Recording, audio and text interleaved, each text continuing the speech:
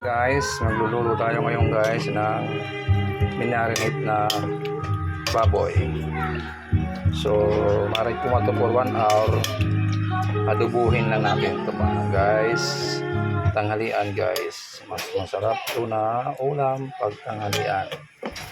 And guys, marinate ko muna yung laman ng baboy ito guys. May halong konting taba. Ano mga guys, suka lang yan at saka tuyo, paminta, bawang, sibuyas, luya. Marinate natin ito ng 1 hour. So yan na po guys.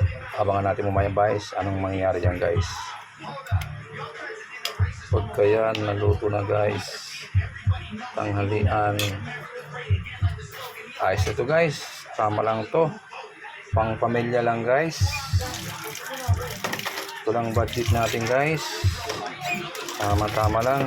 So, ilan lang kami? 5. O, tama-tama na lang to. So, tipid-tipid lang.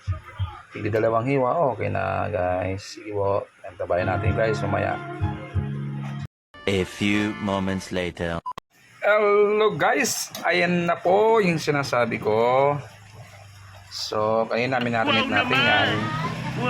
Ngayon, ready to eat yan na, guys. Ayan o.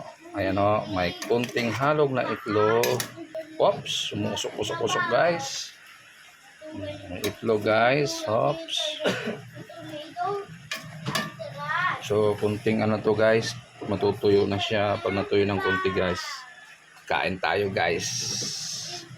Ayan na guys. Kumukulo-kulo guys. Lagyan ko ng itlog guys para mga bata, mahilig kasi sa mga batang itlog guys, lalo na nilaga.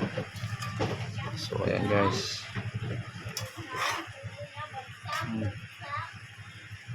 kunting kulo na lang yan guys.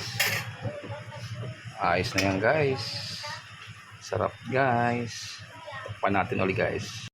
Ayan na guys, luto na guys, kain na tayo guys. Wow, umiyak yung itlog guys.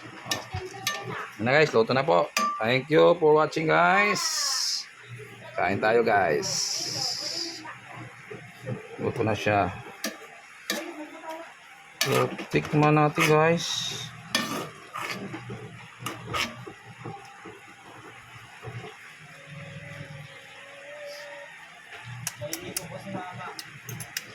Ayos na.